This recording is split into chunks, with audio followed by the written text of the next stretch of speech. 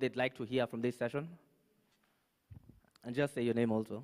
My name is Gibson Kipruto. I'm also known as Gibson the violinist. What I'm looking forward to learn is the essentials of cybersecurity, and most importantly, get to learn about the policies that have been set in place, or policies we are looking forward to see in the future, especially in our country, and also that will help us learn and combat cyber threats that come up in the industry, in business, market, and also in the tech world. Thank you. All right. I'm curious. Do you have a background in cybersecurity yourself? Building the capacity, but I'm doing a software engineering program right now. All right. Thank you. We love to see people like you. Thank you. Okay. One more comment. I hope Dr. Bright, Fraser, and the rest, you're all listening. We have 2 people here at the front. Good morning. To you too. My name is Zedi. Okay. What I desire to get in this session is to get some insight on what to expect in the future in terms of cyber security and cyber defense, and how I can maybe position myself as a profession in cybersecurity. All right. So you want to get into the career? Yeah. Okay. That's the right place you're at. Good morning, everyone. My name is Pauline. I'd like to know if we are ready to tackle the cybersecurity issues that we've been experiencing, and which we will definitely experience in future. Like, are we really equipped enough to tackle it and to prevent it from happening in the future? And also, I'm here on behalf of my sister, so I'll just listen in, because she's doing IT and trying to decide whether she'll do cybersecurity or something else. Yeah. All right.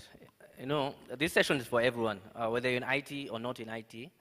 For example, on Monday, as Africa Hackon, together with SheHacks, we were training some young children aged between 14 and 18 in terms of child online protection. So this is something not just relevant for the IT professionals, but something also relevant for us, our families, our homes, our children, our parents, our grandparents, because online security is very, very important. We live, give or take, almost 90% of our time online nowadays. I mean, I probably left my phone somewhere and it's online. I'm actively receiving WhatsApp calls, video calls, and all that. So it's really, really critical to have this knowledge. So for those of you who don't have a technical background, IT background, don't worry. The guys who are going to be speaking in front of you today have you covered. Yeah? So otherwise, thank you so much, ladies and gentlemen, for giving your input in terms of what we look forward to hearing today. So without further ado, I'd like to now give you a bit about how we'll be running today's sessions. So we'll have 4 major speakers. The first speaker shall be Anthony Muyoro. He's a partner at Deloitte East Africa and in charge of cybersecurity in Deloitte, which is one of the largest companies. Yeah, clap. Thank you. Next, we have Jacqueline Mbuthia, cybersecurity engineer at Africa Hackon. Clap. Then we also have Fraser Kilonzo, co-founder and cybersecurity engineer at CyberGuard and Africa Hackon. And finally, we have Dr. Bright Gameli, cybersecurity engineering lead at Mara and founder of these guys here, Africa Hackon. And these guys are just not knowledge specialists just here in our country in Kenya. These guys lead in terms of their knowledge sectors across the whole of Africa. So I really, really can't wait to hear from them. So to kick us off, I'd like to introduce our first speaker, Anthony Muyoro, to take over the stage.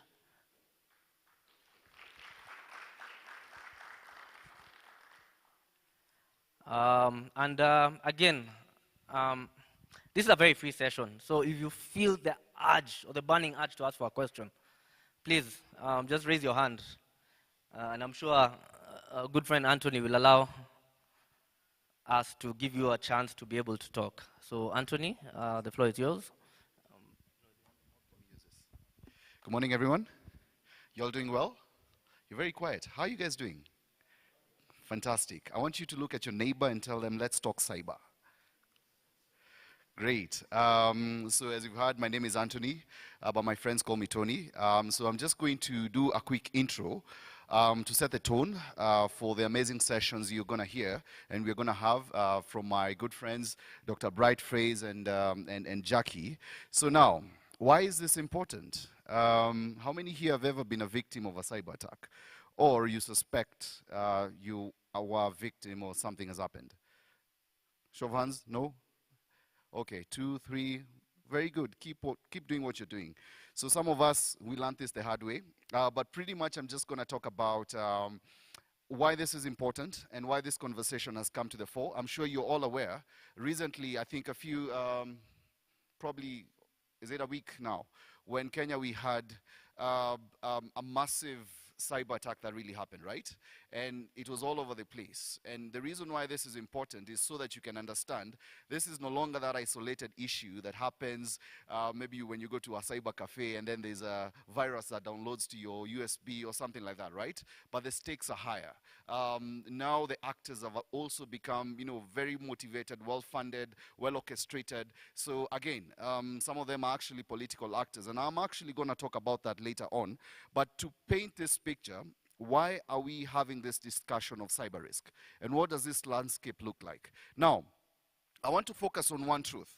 Fundamentally, we now, as an industry, we now say that every 39 seconds, a cyber attack typically normally happens, right? Because again, the tools of trade within that digital arm race, everything that we're using now is highly digitized. So now, the risks that now comes with that digitization is where now cyber attacks become, very widespread, right? So now, for this, and just to paint this picture, obviously, over the years, and when you look at your news, typically you'll hear of some of these things that happen. Sometimes you hear in US, or Russians hacked China, or you'll hear a bank that was hacked. But until recently, in fact, and I was telling my friends back there, right now is actually the perfect time to talk about cyber in Kenya, because we have the perfect use case. What really happened when we had the distributed denial of service attack. And just for context, I'm aware that not everyone is a techie here. What a DDoS is illegitimate services or service requests being sent to lock out legitimate users, right? For instance, you're trying to get in that door, and then you'd have an army of people who try to come in so that you're blocked out of that. So what that happened is that many people were not able to obviously access the services. E-Citizen was affected. We had M-Pesa. Apparently, it was also affected, among other ones, right? Now, what is the impact to that, particularly to a nation like Kenya? And I was looking at a few statistics. Right now, every day, we have around $207 million worth of transactions every day on M-Pesa. Yeah? In fact, M-Pesa is actually equal to some of the countries' GDP, some of the smaller countries' GDP. So you can see the systemic risk of that particular service, right? Because if M-Pesa is actually down for like a month, what would be the impact to our economy? It's massive, right? So, and that is a scale when you talk about, the importance of cybersecurity, particularly today. Not only for big organizations, but I believe even for small businesses and even at an individual level. Today, you obviously are using, on average, and I can see many young people, on average you have how many apps that you actively use on a day-to-day? 5? Between 5 to 10? Probably your Uber, M-Pesa, your bank, Facebook, Twitter. So on average, this can be 10 that you use on every day. But the ones that are, in your phone, typically it would be like between 20 to 30, right? If I'm not wrong. People like Fraser probably has like 50 or 70, yeah? Because again, that is actually the demographic that we see. But then, cyber risk has become a big issue for many organizations today, for many businesses today, as well as many governments today. Let me go back to my example, the use case that we have. what happened in Kenya? We had what we call nation states. And these are politically motivated actors that have an activist agenda. For instance, and we could see, and it's in the public domain, they were trying to send out a message, yeah, to the government of Kenya. And that is actually the skill that we're looking at. And in fact, I hold the view that that is just the tip of the iceberg, because now we're in the day of all manner of things. So, coming back to Kenya, you'll see there's a lot of money that is also lost. Because I remember when I was growing up, and not to reveal my age, we used to have these notorious robbers. Some of them were called, what was the name of that guy? There's a name of notorious robbers who actually used to rob banks. Yes, exactly. Now you can see my generation, right? Yeah, so we had Wanogo, we had Washosho, and a host of other guys. And the typical model was they go with an AK-47, right? And they would park this interesting car. Who can tell me what car this was? Sorry? Now you see. These guys, they know, yeah? A Peugeot 504. In fact, word on the street is that you can, till today, you can actually, you're not permitted to park that car outside a bank. Is it true? Okay, excellent. I don't know. I mean, we have faster cars, the Subarus of this world, yeah? But how they used to do it is that they would go and tell people, you know what, we want to rob the bank, and they would, you know, take off with so many millions, right? But now, that doesn't happen today. When was the last time you had a bank was actually robbed by armed robbers? It's a very rare instance. I think the only outlier we had was the tunnel that was dug somewhere in Thika, right? But are we saying that these organizations are not losing money? They are actually losing money. In fact, more than even before, right? But the tools of trade have actually changed. And that is where this cyber weaponry and this deployment of these cyber weapons has become very prominent. And your typical, you know, culprit is not that guy who's rugged with an AK-47 with the dreadlocks and all that. It's a very simple looking guy like him or me that has very, very good skills sitting somewhere. And of course, the obvious benefit there is economics, right? And it's interesting to note that, you know, when there's money to be made anywhere, people tend to become very, very innovative, very, very creative as well. And that is actually what we are looking at today. So what are some of the impacts of cyber attacks? The first one, the obvious one, is loss of money, right? Either directly or indirectly, yeah? And of course, you know, typically the economics are normally the highest motivator when we talk about cyber risks, because they are trying to make money or even to monetize these things. So obviously there's always that direct loss. But also indirectly, the amount of money you tend to use, particularly just to address those issues, is also very high. The second one, which is very, very huge and very important, is reputational risk. Because I'll tell you, what is the natural thing that you do should you hear your bank was hacked? And that is where you have your life savings, probably, sorry? You'd want to take your money out, right? Because something has been done to the brand image of that organization, and the reputation has been tarnished, and trust is lost. And that is a very important currency today. If you're any business or even your own organization, trust is a paramount thing to have with your customers. And then loss of intellectual property, when this is being lost, particularly some of these actors who would want to, you know, still, but we normally say this maybe with guys within the research space, probably there's a lot of IP involved, then that becomes a motivation, right? And then regulatory impact, organizations, when this happens, the regulator will be on their case. Sometimes they have to answer very tough questions. And lastly, operational disruption.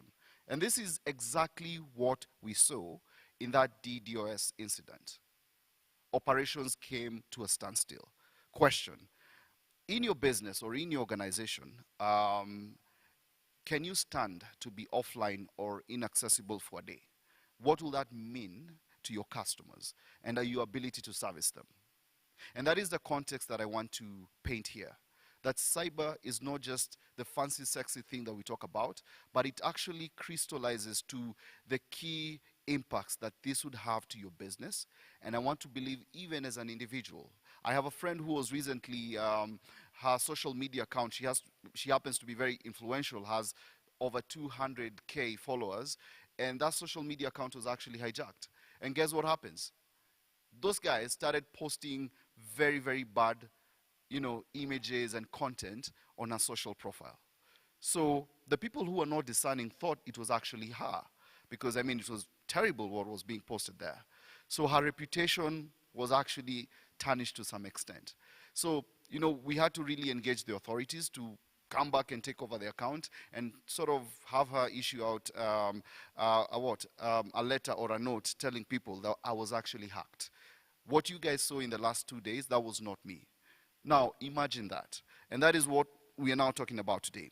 So, what are some of the factors that have contributed to this cyber narrative, as we call it? Again, like I said, mine is to paint the picture and to lay the context. My colleagues are going to show you amazing stuff, particularly how these things actually happen. But it's important we understand the why, so that when we look at how this thing happens, we have that information. Number one, we are living in an extremely connected world. Yeah? Typically, how we communicate today, and in fact, we've seen that right now, work is not really a place that you go anymore, but it's something that you do, right? From anywhere. And COVID told us that you can actually work even from a tree, and you'll still work very well. In fact, I'm convinced there's some people probably here, your boss thinks you're in the office. True or false? All right. You know, I can see the lady sitting in front. She's typing very fast. So most certainly, you can work from anywhere. So, and that is actually what has opened this, you know, Pandora's box, as we call it. And then the complexity of this integrated web of different, you know, innovations that we have. And again, we're in a digital arms race. Every government, every institution, every individual right now, it's an imperative to be online, right? And that introduces also this complex web of different things that you now need to consider, because again, it opens that avenue for weaknesses. And then of course, the actors are growing day by day. And like I mentioned earlier, these people are highly motivated. Guys who want to make money, they're going to be very creative. In fact, and I'll tell you this, some of the students that we have in Kenya, we have a lot of talent. And that's one of the biggest problems that we have. Very smart individuals, but unless that smartness and that brilliance is channeled positively, they totally end up, you know, becoming a menace to most of us. So these bad actors are always increasing, day by day. And it's very hard to convert somebody who's tasted the wealth of the dark world. I remember there's a time, there was a malware that was actually being ranked, I believe, top 3 globally, right? And at that time, that malware, when they did a bit of investigation, it was actually coming from Kenya. To be more specific, around Juja area. Yeah? and that's a school, I'm an alumni of that school that is actually known to have very notorious hackers. And I can tell you this, it's actually true. The challenge is one. How do you convince that student who has now tasted the wealth of the dark world, has realized that what I can make in an organization in a year, I can make it in 1 week? How do you convince them to join this other side where us good guys sit? And that's the paradox of cyber as well, is that it's become very lucrative. It's a very big industry. In fact, I was reading a report and it was saying that you know, the cybercrime industry is actually like a $2 trillion industry. There's a lot of money going on there. And I'm not saying this to motivate anyone, please. By all means, yeah? Because if you get arrested, it's not going to be a very good story, yeah? But I'm telling you this because that is actually the context as to why these bad actors are always, you know, increasing. So you'd have different variants of actors. There are nation states, hacktivists. There are people who just want to do it out of curiosity. And that is how most of us, we started. Ethical hackers, right? The key word there is ethical. In fact, let me repeat that. The key word there is ethical. And what you're even going to see when the guys are going to be doing their demos, it's a field that we hold a lot of ethics in. We use the same tools, tactics, procedures that some of these actors actually use, but for us, we are the good guys. Are we together? Are we together? Fantastic. So, what are some of the things that you can say are the levers driving this increased acceleration in that cyber space? Yeah? Obviously, I've talked about new technologies, new innovations. You'll have, you know, there's a drive to reach our customers digitally. Every organization wants to have a digital footprint. You know, like your bank is not somewhere you go anymore, I believe. Okay, in the last 1 week, who has been in a bank branch? In the last 2 weeks? 1 month? Have you been banking? Yes. What have you been using? Exactly, because your bank is no longer a place that you go. It's something that you do. It's a transaction, not a place. So, of course, digital platforms, right now we're living in the age of apps. Everything is just an app away. In fact, we normally make a joke because I have small kids. Whenever we want to do something with them, we're like, okay, is there an app that can do this? You know, if it's learning and if it's anything. So you'd always want to look at what can technology offer there, right? There's supply chain. That interconnectedness, in fact, and that it's an interesting thing because you see, in that supply chain, you'd find your data, probably the bank that you use, they have a third party, right? And that third party also has a what? Third party. So you can see the intricacy of that web. Data is actually moving in and out.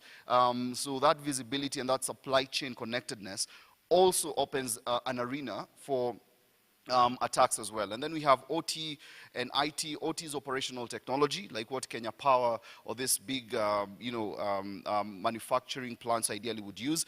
And then IoT. IoT pretty much speaks to, I mean, how many here are wearing a smartwatch? Okay. How many here have a laptop? How many here have two phones? Probably, on average, all of us would be, at any given time, probably you have like 3 or 4 devices, right? Or even 2, yeah? So, because now the internet has become very pervasive in terms of the many devices that you have. And then, of course, AI and machine learning, ChatGPT. How many here have used ChatGPT? Do we have students in the room? And you're not using it? I did not suggest anything, but, and then of course, and we're living in the age of machines, right? Right now there's a big craze, buzz on AI. I personally feel this is the right time to get into that space, learn as much as you can about it, because now we have very good applicability on how this thing can be there. And it's not something new. AI, in fact, the first time they tried to create machines was 1959, yeah? I don't know how many were born then, but that's a very long time. So this thing has evolved over the years. But right now is when we are seeing large-scale applicability of the same and how machines can actually be used for even commercial purposes.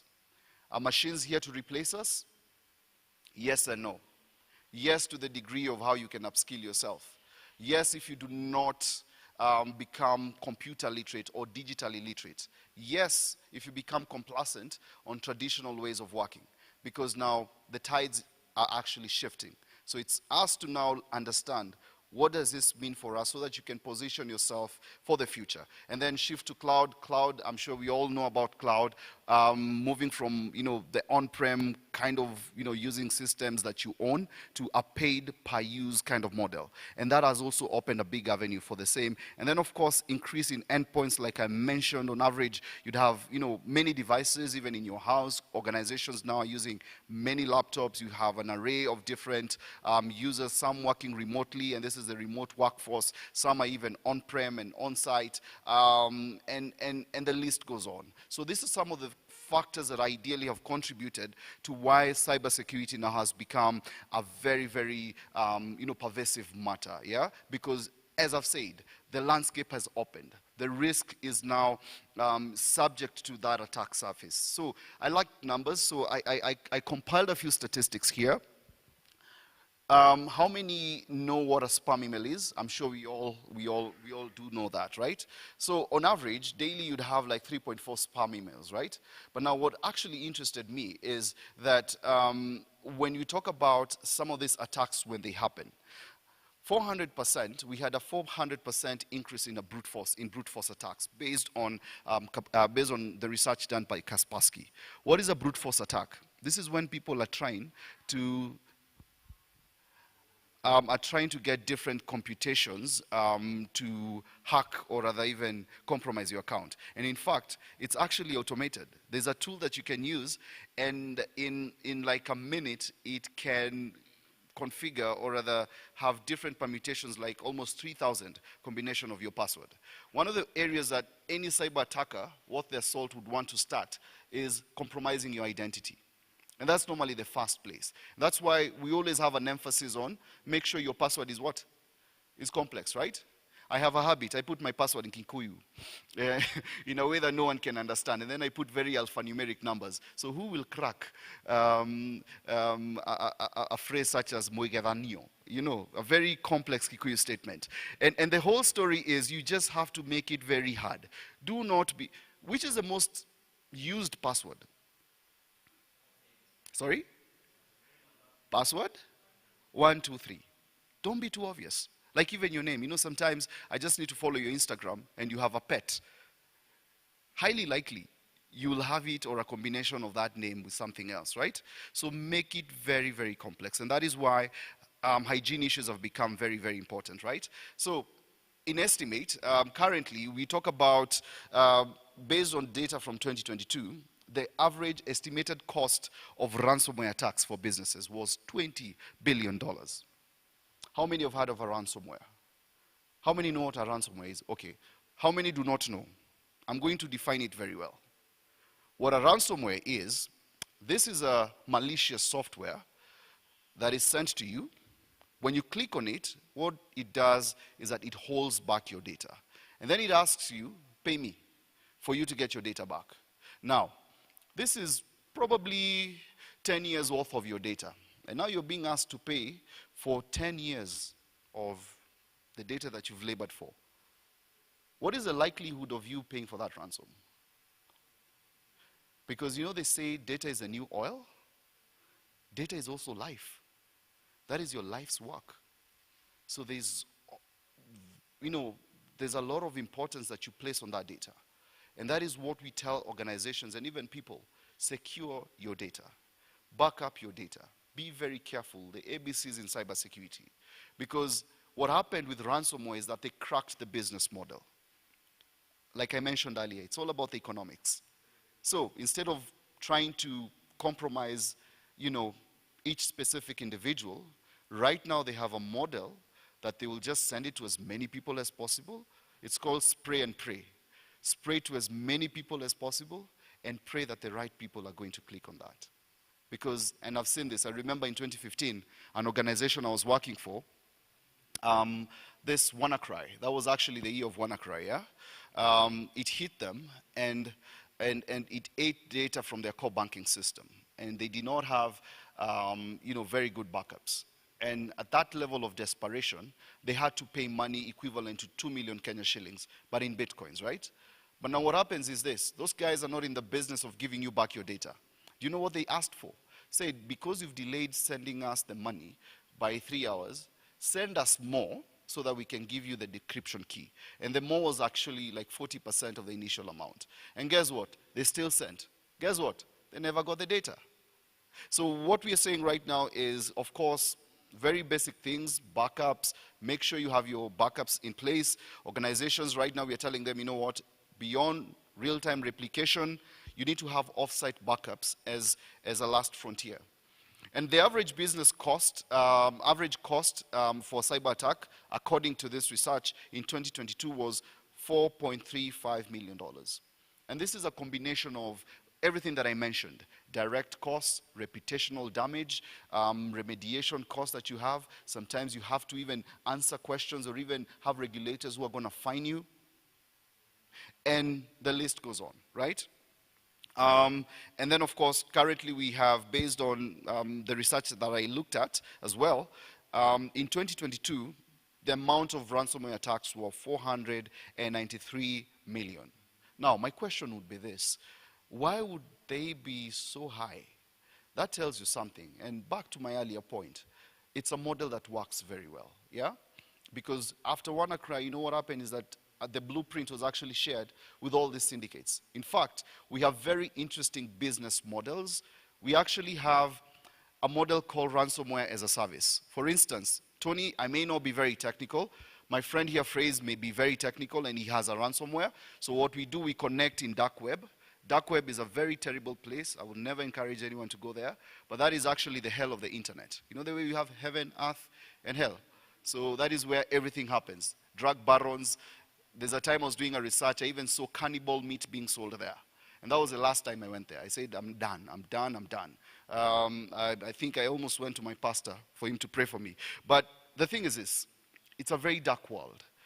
And that is where these syndicates are there as well. So a ransomware as a service is, I get him to do the heavy lifting, I identify the target, and when we cash in, we share money. So all I had to do is what? And I'm not giving anyone ideas. I'm just telling you what happens, right? So that we can understand the context. And then lastly, it's estimated by the year 2025, which is in 2 years, we'll have a total number of 38.6 billion devices connected to the internet. In fact, I hold the view, this research was done in 2019, yeah? I hold the view the number will actually be double, yeah? Or something close to 50 billion. Because like I said, it's a digital arms race. Everyone is trying to go digital. Everyone is trying to create new devices. Everyone, you find that layer of internet connectivity is only increasing day in, day out. And that is why we're having this conversation. So ladies and gentlemen, my colleagues are now going to take you guys through the different forum, the different sessions on how this thing actually happens. I've just indicated the why. Why should we understand this? Why is this topic important? But as you interact with what they're going to be showcasing, I'd want you guys to really ask yourself, by the end of the day, am I secure? Is my organization secure? And what is my role to play there? Thank you very much. That's my time.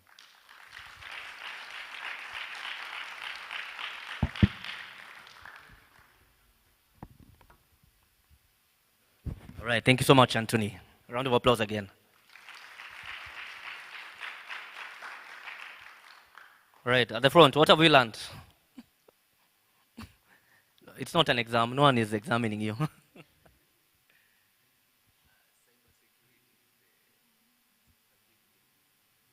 It's a big deal. I feel like that's an understatement. It is a really, really big deal. Anyway, I'd like to introduce our next speaker, Jacqueline. The floor is yours. Sometimes we feel like it's too many guys who are talking about all these cybersec things. So it's nice to have an amazing person like this to come and really, really bring it home. So Jackie is an expert in her field, and she's one of the most profound engineers in the cybersecurity area. So I can't wait to hear what else she'll be saying. So Jackie. Thank you. Hi, everyone. My name is Jacqueline Mbuthia. I'm a cybersecurity engineer at CyberGuard Africa. My specialty is cloud security, which is a very new space that everyone is moving into. And it's interesting to see how much change is going to be there. Cloud is becoming, it's revolutionizing things. We're seeing so many businesses move to the cloud. Even individuals are using the cloud for their businesses, right? So it's an interesting space to be in, and especially for businesses which you don't have to think about the whole cost, like companies to set up all those server rooms and everything. You can just do it all virtually and just pay for what you're using. Cloud is pay for what you use model, right? So it's an interesting space. So for today, we're going to be talking about something different. We want to still cover on risk. So the theme for today is we want to expound more on risk. Tony has talked about how we are having the threat landscape expanding. With the threat landscape expanding translates to we have more risks now. There's something we say in cybersecurity. You cannot secure what you don't know about. If things are happening in here and you're outside, you really know what's happening in here, right? Same thing with cybersecurity. You can't secure what you don't know. When it comes to risks and the world where everything is interconnected right now, the risks are so many. You need to be able to know and account for the risk factors in your business, how you're going to go about mitigating them, solutions you're going to use. The 4 things we do when it comes to risk management. Are you going to avoid it, reduce it, transfer it, and what's the other one? Therefore, risk management practices. I want someone from the audience to actually tell me. Yes? Yes? And accept. Yes, you need to accept it, because you need to know what you're dealing with for you to accept it, and for you to know about how you're going to go about handling it, right? So in an era where everything is becoming digital, we're expanding, you're interconnected to the network. So long as you're working and your business is exposed to the internet, you're going to be dealing with risks, and you need to know what you're dealing with. So in today's session, we're going to try and talk about a bit of how you can go about it. We've covered this with Tony, how risks affect your businesses and the cyber threats affect your businesses. But now when it comes to data protection, that is one of the biggest assets when it comes to your operations. If your data is compromised or lost or sold or even exposed to the public, a lot can happen. We've seen how ransomwares have evolved nowadays. When they hold you and you don't pay, they tell you we'll release your data. If you pay, the probability that they'll still release it is very high, right? But if a company's data is released to the public, that causes more harm than it actually just being deleted, right? Because you're going to know how your competitors are working. That's going to be time for your competitors to take advantage of you, get to know your operations. With the current hacks that have been happening, the people who are scouting the dark web, you've gotten to see so much data about companies. For some companies, you even know their budget. Imagine when you know the budget of a company, like you know that's giving you so much power because you even know the financial capabilities of such a company, right? So imagine even if you're a small business person and you don't think that your data operations are interesting to the dark web, it can still be interesting to your competitors to get to know of how you're running your operations and to be able to take you out of the market, which you don't want to be dealing with. And as usual, if anything of the sort happens, you will lose your customers, your brand is going to be tarnished, and 1,000,001 things are going to be coming at you, which you don't want to be dealing with. So when it comes to businesses and small businesses, this cuts across everyone. Forget businesses. You as an individual, a software developer, you're developing products. You as an individual, you're dealing, and you're exposed to the internet. You can be dealing with anything. Malwares which can be gotten from any place. Let's say you downloaded something, you didn't know it's the authentic version. We keep saying download things from authentic sites. Even games, even apps, even links or something of the sort, you can click on something and have a malware on your phone, which may stay dormant for so long and only come alive when it needs to do something. In the background, you see when you're installing apps and then they tell you this app can be harmful, but you still install it anyway. You know that option? And you just click and you're like, I'll still install it because I need it, right? Most times you don't know what's happening. Behind the scenes, the app might be doing its own things, and then eventually you're just there thinking, but I've never been hacked, I've never lost any of my information or anything, without knowing the capabilities of that application in your phone. The fact that I told you it's unsecure can be a lot. Nowadays, we've even seen the capabilities of listening on audio on your phones and everything. It's a new thing that's coming back again, where the hacks are back to people listening in on your conversations and tapping in your phone. You don't know if you can expose yourself to that because of such things. They're very minute and trivial things, but they're very sensitive. Even with our parents, we keep saying cybersecurity is not just a last-minute check. It's a culture. It's something we need to inculcate in everyone, especially even the older generation, because they're very susceptible to all these things. We've seen cases where we're hearing our parents complain, oh, they lost money, all their accounts were drained because they clicked on something, which is very hurtful to hear, and the stories are very remorseful to even listen to. Because one, you know, most times, much of that can't be recovered, right? And it just goes like that, and you're just like, they'll keep following up, but you, deep down you know it's going to be very hard for them to get back their money. And it's money they've worked for so many years, or maybe they wanted to do something with it. There's no point of you losing your data or your money or your assets in this digital era if you can do the right thing. The small checks we keep talking about, there's something we keep doing when it comes to creating awareness and everything. Listening to even the Twitter spaces for you to get information on how you can best secure yourself out here. So when it comes to threats, it's the same thing. Phishing is one of the common things.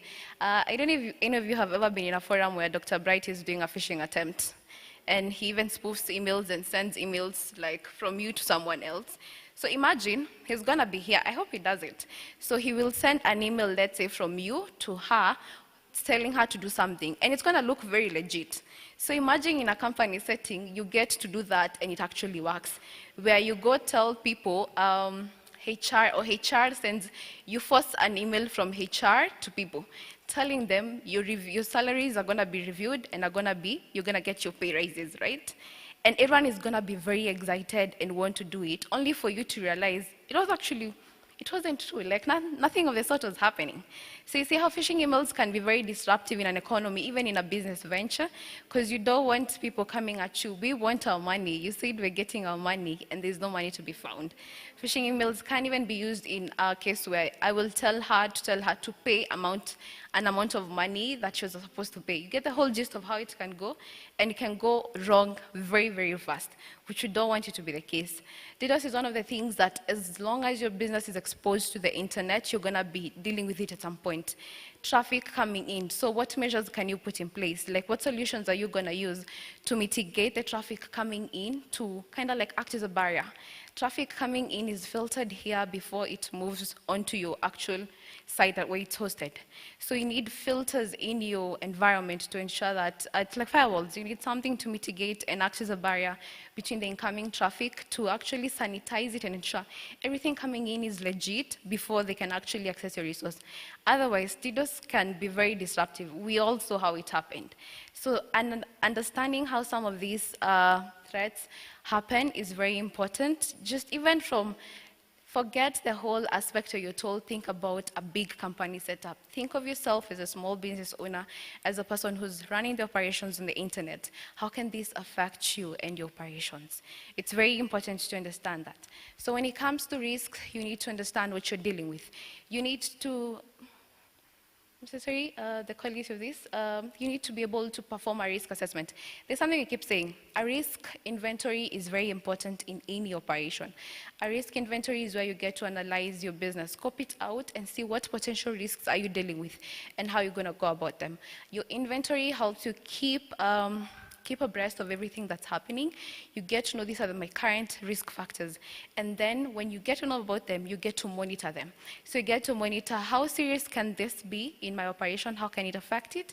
And over time, you get to decide if you're gonna be doing away with it as a critical risk, or you're gonna keep it on board, monitor how it progresses, and then even perform research and then add more. This is why we keep saying there's a field of cybersecurity called threat intelligence. And threat is one of the fields that is continuously feeding into all other cybersecurity domains. Because with threat, you're hunting for active threats and everything, which translates will help you know what is happening in your space. So you see, when you're abreast with everything that's happening, you're gonna be at a better place to deal with anything that's coming your way, right? You better be safe than sorry. And it's way better to be more informed and stay ahead of everything before you're caught unaware. When it comes to strategy development, you need to perform your risk assessment for you to be able to create strategies that will put into place to ensure that you deal with the risks. It's a whole chain. You can't deal with strategy if you don't know what you're dealing with. You're going to be making policies that don't make sense. Out here, you get to see companies that have so many policies, but they're not enforced. Policies are just paper. It's just text on paper until you enforce it, right? So if it's just right, like let's say for your incident response, you write 1,000,001 plans on how you're going to do it, and you don't actually actualize it or even get to know what you're dealing with, you see the whole policy place is going to be void, like it's not going to be useful. So it's very important to you. It's a whole chain. Get to know and understand your risks.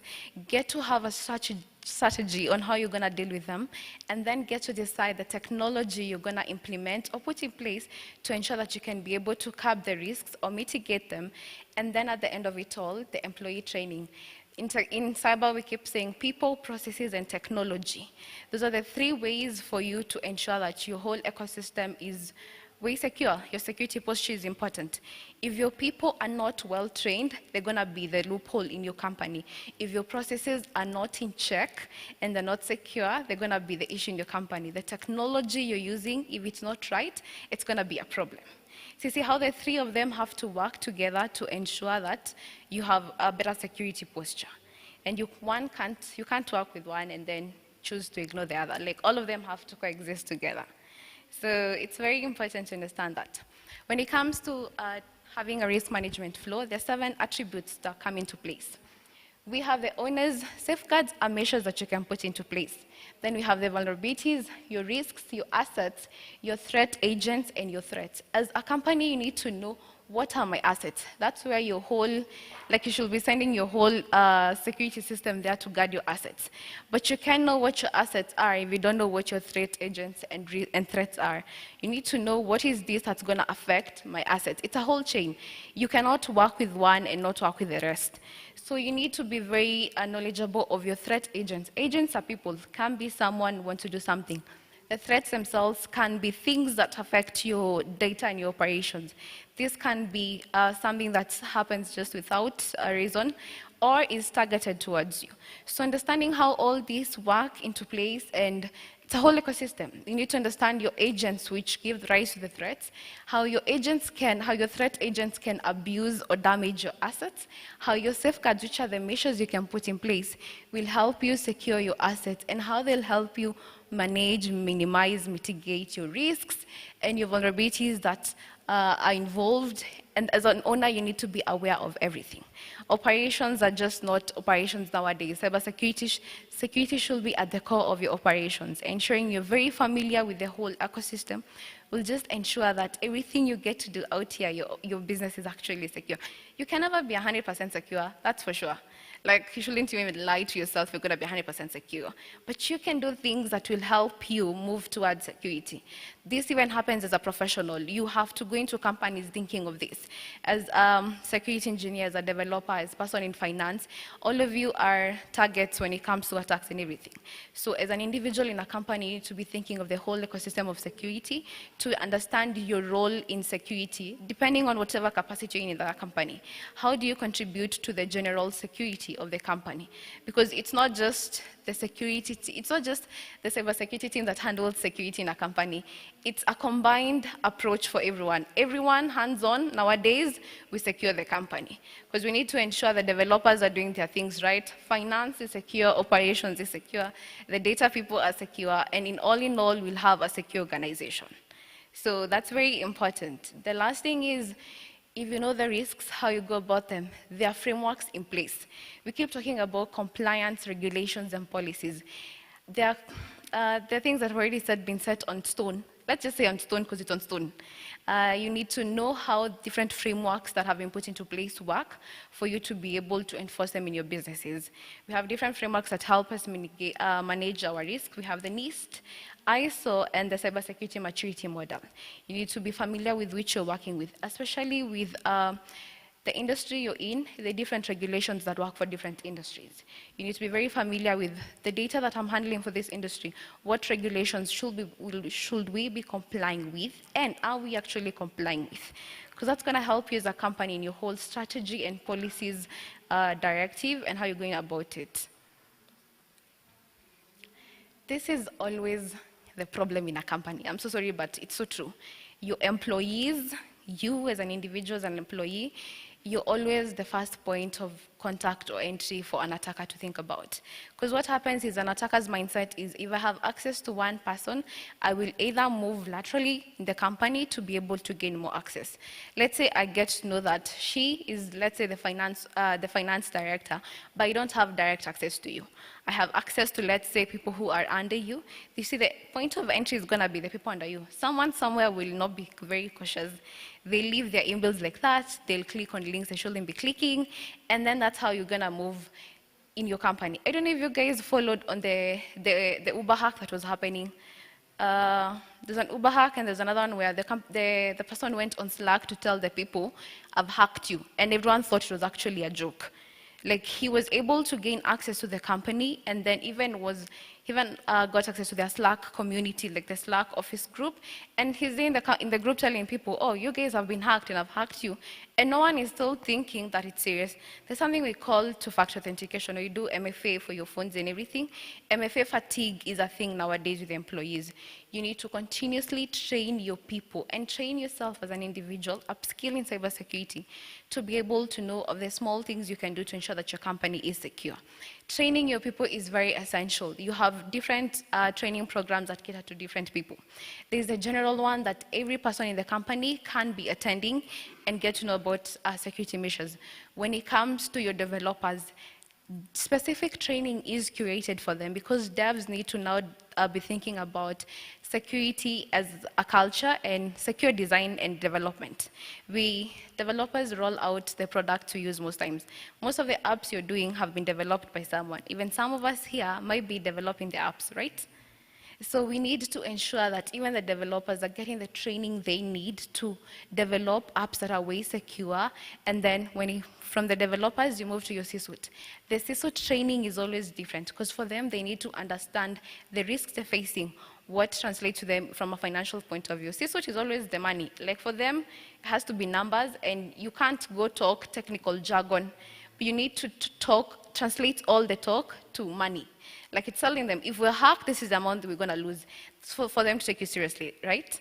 So at different stages of your company, you need to understand how training can be conducted to cater for all groups, and then the general one just to ensure that the entire company is secure. Security is a hands-on approach. Everyone comes on board, and we ensure that we're secure, right? So the last thing we're going to be doing is continuously monitoring and improving. This is the one thing where companies are failing and even individuals are failing. You know you're dealing with this threat, you know you're dealing with this, but you don't monitor it. You're waiting, you have monitoring systems in place, or you keep saying, we'll get a monitoring solution. Because even if I ask you, some of you here who work at companies, and let's say you're cybersecurity or you're technical, if you knew that, or if you do know that your company has a monitoring solution in place, pretty sure most of you don't even know if you have a monitoring solution in place. Everything that happens needs to be monitored, because one thing, if the beauty of monitoring, it allows you to look back at what happened. You will have logs for everything. Logs in security are everything. If you're working, no matter the role you're in, logs will help you understand what happened at what point, who is the person doing all that, like, or what machine was being used. Most times it's not even your people, it's machines that maybe a rogue machine, someone stole a machine, so we can call it a rogue machine in this case. So it can be a rogue machine, can be a rogue employee. You need to know what you're dealing with for you to be able to understand how you were hacked or how an attack took place, for you to create a nice map of everything that happened and be able to have pinpoints of how they traversed. They started here, this is what they did, they moved here, compromised machine X and Y, then did processes Z, da, da, da, da. You see the whole point of monitoring and logging, because you'll be able to have a whole view of everything. And visibility is one of the things we keep saying is lacking in companies, especially people who are moving to the cloud. We have a lot of shadow IT happening, which is, shadow IT is one of the worst things to be happening in a company. Because as you said, you can't secure what you don't know exists. With monitoring, you have visibility over all entities in your company, and you're able to know this is what we have, this is active, inactive, this can pose a threat to us, they can pose a threat to us. That visibility helps you to be able to be a step ahead when it comes to your cybersecurity game. So it's very important to be able to know that. Metrics on just checking everything. Security testing, which is very important, continuously and I'd say randomly, but have a time frame for everything you get to do. Testing is very important. Cyber risk management is essential for data protection. You cannot say you're protecting your data if you're not aware of the risks you're dealing with. If you know the risks, how are you going about managing them? Cyber is a whole chain. It's not just the cool things of hacking and everything. These are the other important factors that need to be considered. How are we protecting the data that we're getting to handle? So it's a whole chain of ensuring that the data we're working with is secure. And if it's not secure, these are the risks we're working with, and these risks are being managed in such and such a way. So cyber risk management is one of the things that's very, very essential for data protection, and we can't do without it. And again, it's a holistic approach. We need all entities on board, your people, your processes, and your technology to help you ensure that your cybersecurity posture is secure enough. Yeah. We always work with secure enough and not fully secure. So long as all entry points are covered and dealt with, you're gonna be okay. Is that okay? Yeah, and for that risk management, that's all we're going to cover. The next thing we're going to talk about, Fraser is going to introduce us to the next thing, and then we can have a very interesting session at the end of it all.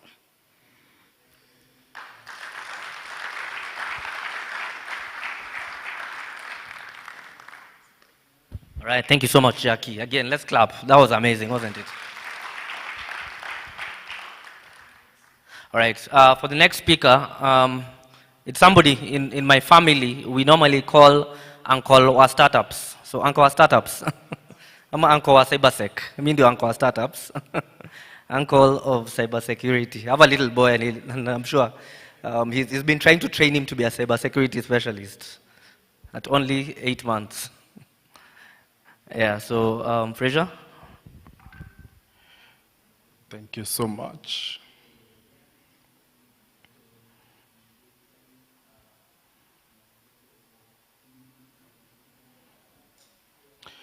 So, hope everyone is well. Lots of learning to do, lots of content that's being shared from the various speakers, right? So, Jackie has covered majority of the things, and when we talk about policies, we're not talking about policies being just written, policies just being documented on paper, but we need to have policies that are well in line with what we have in place, what the company has in place. We need to have the policies that are speaking directly to the various needs that we have. The policies need to be written, need to be enforced, and there's various methodologies in which we're going to talk about. So now we're going to talk about the essentials of security strategy, planning, policy, and leadership, so whereby we'll be able to see how can we ensure the safety of data today. How can we ensure that even as we read the policies, they're strong, they're being implemented, they're being enforced. In case someone does not comply to the various policies that we have in place, there are measures that are going to be taken, right? So first things first, we need to see how do we create effective security policies? How can we come up with security policies that address our needs and ensure that as a company, as an organization, we are able to remain cyber resilient? Number one, we need to figure out what's the scope in place. Having a broad scope enough to cover all possible contingencies and data breaches. So in case, say, of a ransomware, in case we're talking about things like data breaches, in case we are breached today, is there a methodology in which we are going to look at? Do we have a data recovery plan policy in place? Do we have, can we be able to see if, say, someone compromised someone through a phishing attack? Do we have steps to that? In case someone attacked our backups, can we have a backup policy in place that will directly have a view on the various backups policies? That's just an example. We have so many broad policies that are able to talk about each and everything. When we talk about clear communication, we need to ensure that all policies are clearly communicated to all employees, all stakeholders and partners across the organization. So from the CEO, even all the way to the janitor, the various policies need to be well communicated, well articulated, so that in case of a breach, someone won't say, I didn't know. And in case someone says, I didn't know, then you still have the proof to say that you did sign on this, you did accept that these are the various measures that are going to be taken in case you don't comply to a given policy. We need to have the policies regularly reviewed. At least every 3 months, 4 months, sit down and look. With the ever-changing technological space, we need to be able to ensure that the policies are reviewed, because the structure and the nature of which you implemented, say, even 1 year ago, is going to change to now. You may have a 100-page policy, but if it's not effectively communicating to the various specific needs that need to be communicated to, then that policy is just a paper to showcase to the auditors and tell them, here, I have a policy. But we need to be able to see, can we keep them updated? We are seeing the landscape changing every single day, every single month.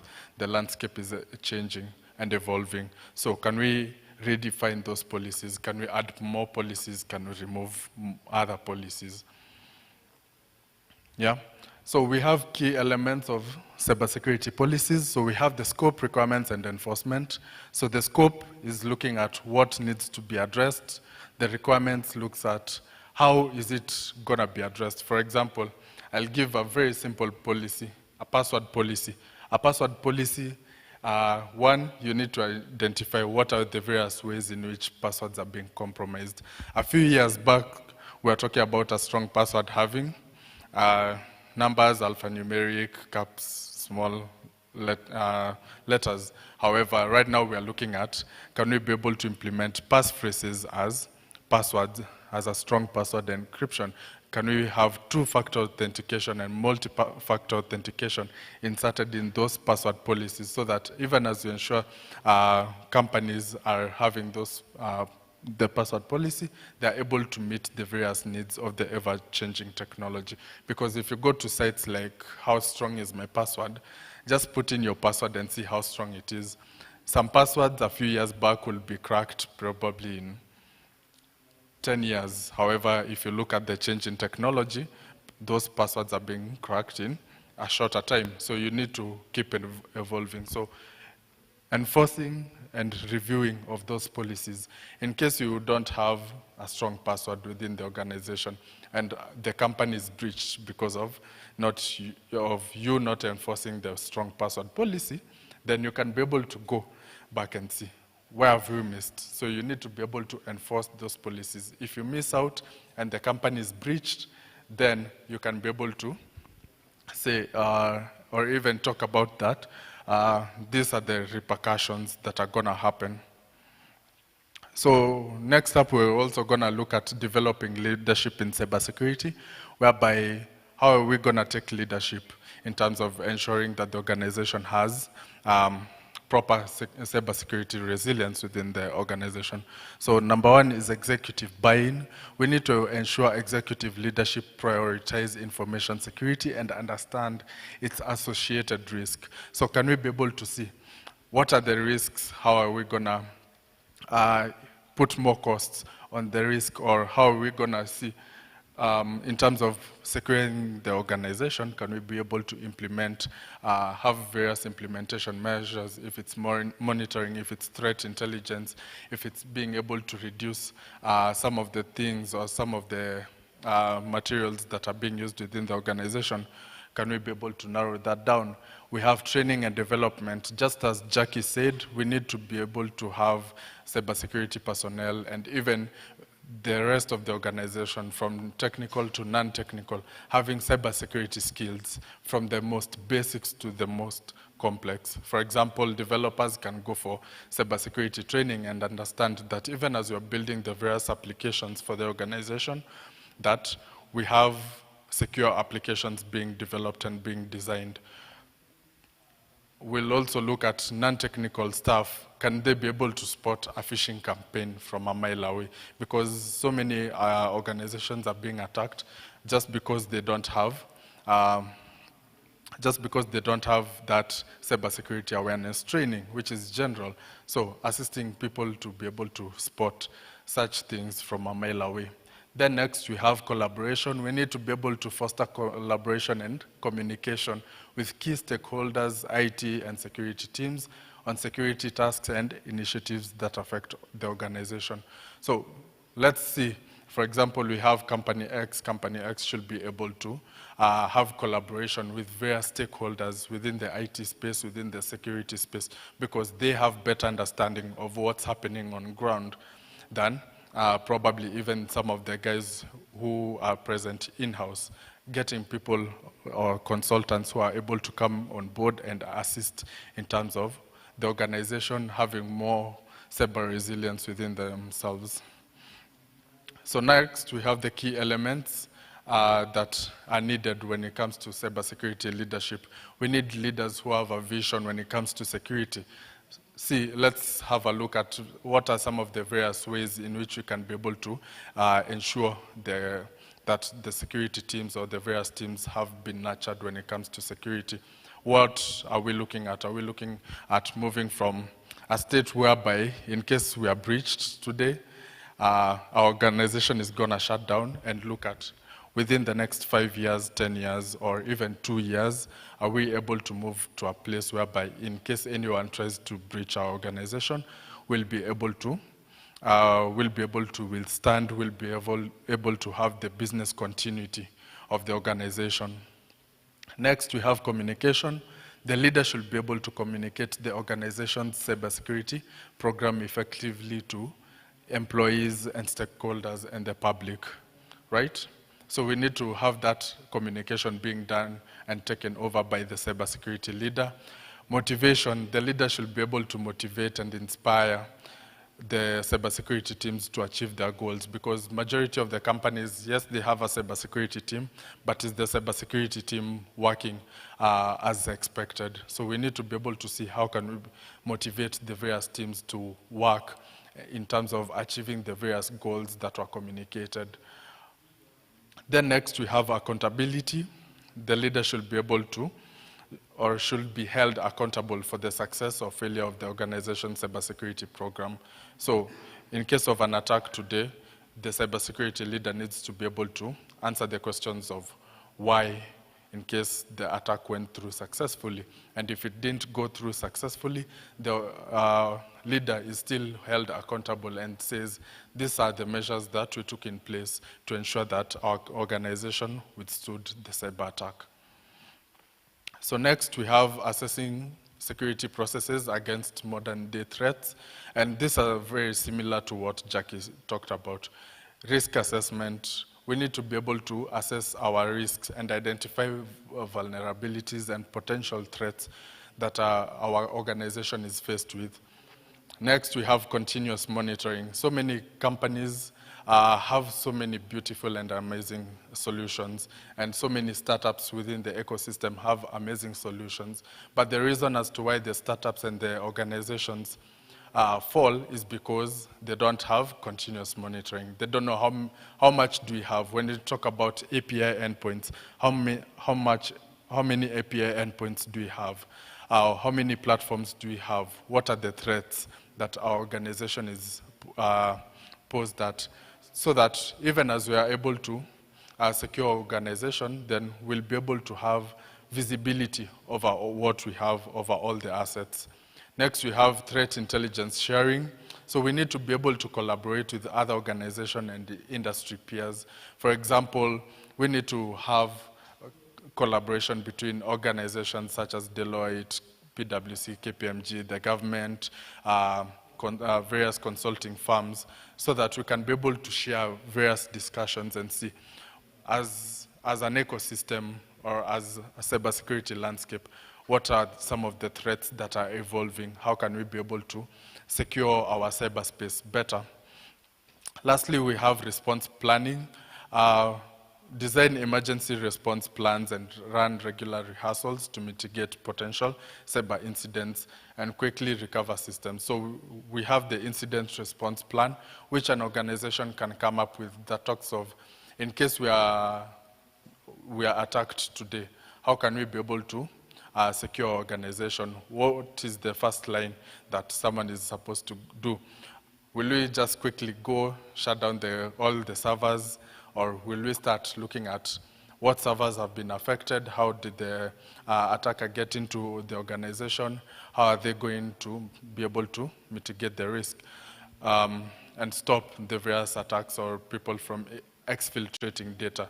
We've seen that ransomware attackers are exfiltrating data first before they even hold you ransomware.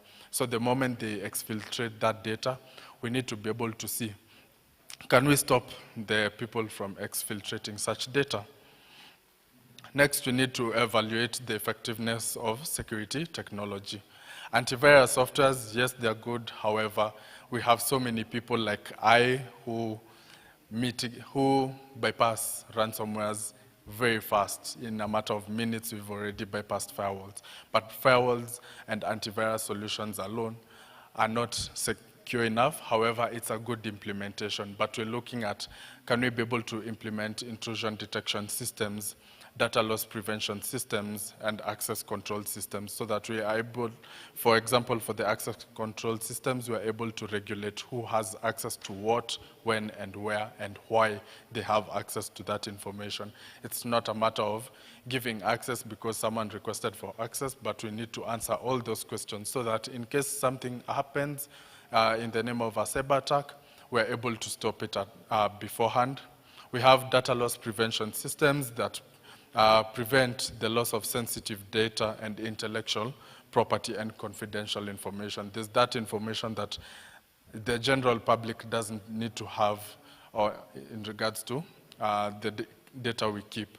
We have the intrusion detection systems. These detect the attack before it happens, they analyze it and alert the various IT and security teams to potential attacks and violations of various systems. Say, for example, I am a normal user within company X.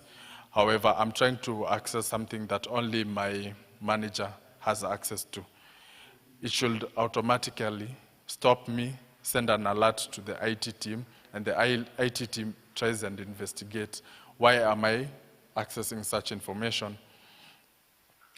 Then next we have measuring success of security personnel. So we are looking at job satisfaction, metrics and performance assessment. We are looking at KPIs and OKRs. We are looking at diversity and inclusion as well. Then next, which Jackie also finished off with, is continuously improving security posture. We have staff training, we have process refinement, so we need to refine and update the processes that are involved within the organization. Staff training, ensuring there's regular training for both technical and non-technical, and then security reviews, so being able to perform regularly security assessments, policy reviews and updates, looking at whether whatever we have meets the current and upcoming security threat landscape. Yeah, thank you so much. I'll hand over this to Jesse. The next session should be a very interesting session because we'll be able now to see how the various attacks happening, how can we be able to mitigate ourselves, and how can we be able to learn more.